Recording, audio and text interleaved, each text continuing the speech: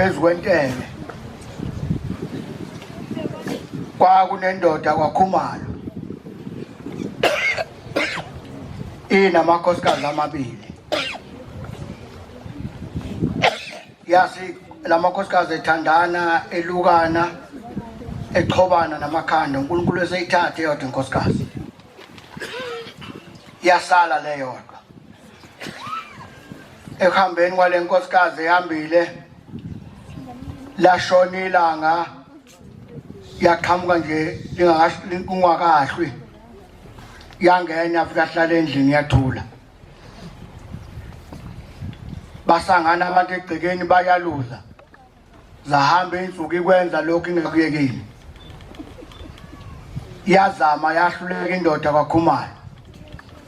yayisibikile amadoda ayekhona kulelizwe ingemaningi kwakhona okhwelo obaba uSkay kukhona ojingela kukhona ocele lapha eNzansi eNwabi inkunzi eMalunda babesho njalo obaba mabe bonga umshuma licelwa lapha eNwabi ingqalabutho lapha base bethi asinakho singakusiza ngakho ngoba lo muntu akavuthi futhi akapoka ubuya ewuyena munye thina esinayo sizokwise kuphakameni bayiqhuba le ndoda bayise kuphakameni yangena enkonzweni yasekuseni yangena kuyasemini la selibalele ilanga lalihle emva kwenkonzo yasemini base bethu amadoda hamba nale ndoda selibalele asiyoloda waza siyekhona base bemthatha uKhumalo bamse enkosini yamaNazaretha wafika beka uKhumalo lolu daba yasithi inkosi ngibhizi kakhulu ngizothumela umfundisi ozofika angilalelele kumkakho ukuthi uthini goduka ekhaya yagoduka indoda yaKhumalo uyathi yafika ethi enganeni zayo uthe uShemba ngilinde uzothuma umfundisi ozofika lapha ekhaya ezobuza uma wena ukuthi kukone konakelephi lwafika usuku wafika umfundisi inkosi yamaNazaretha ulanga phuma Sikothe umanda Sithebeni njengensonyama ukhakhale inkomozo kutemkadeni yakhipha umfundisi uMbatha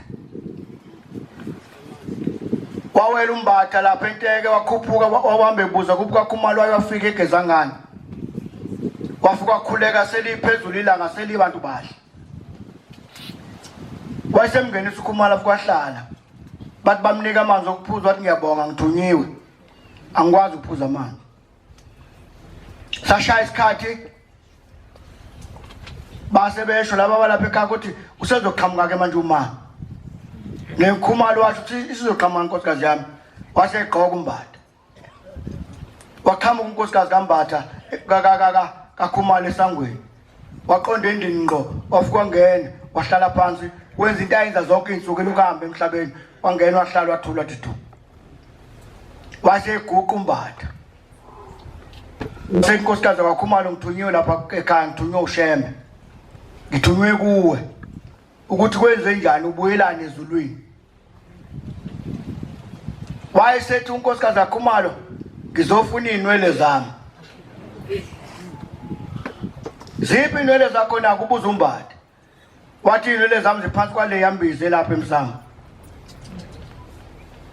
sikhuluma ngoShembe uNkulunkulu akayena umprofeti amen inwele zami zilapha emsamo phansi kwale yambiza umnakwethu wathi ngiluka ikhanda wayithatha wasifaka lapha ngibuyisiwe ezulwini kuthiwa ngizolanda zona wayesethi uMbatha Khumalo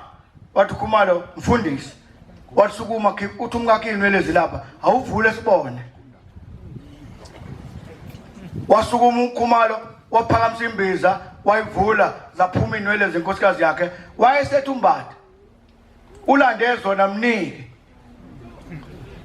akhona amakolo endlini wathatha inwele uMbatha uKhumalo wazinikeza inkosikazi yakhe yaphuma inkosikazi yakhe yabonga yathi anongibongela kuShembe yaphuma yahamba ayiphindanga yabuya kuze kube namhlanje oyinkosi noyinceku bayafana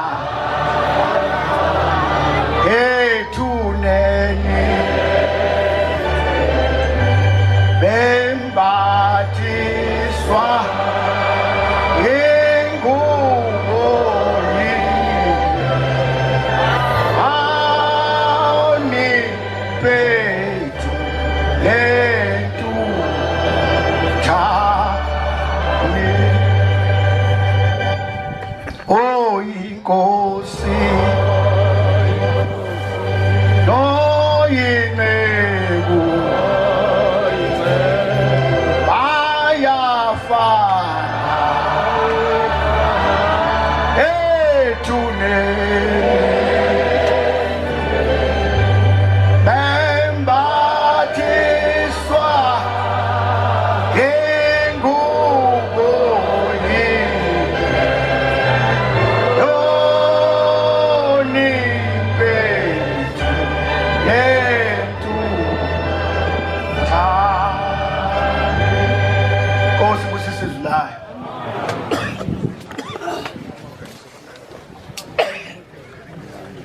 Baba Nkosi yamakhosi,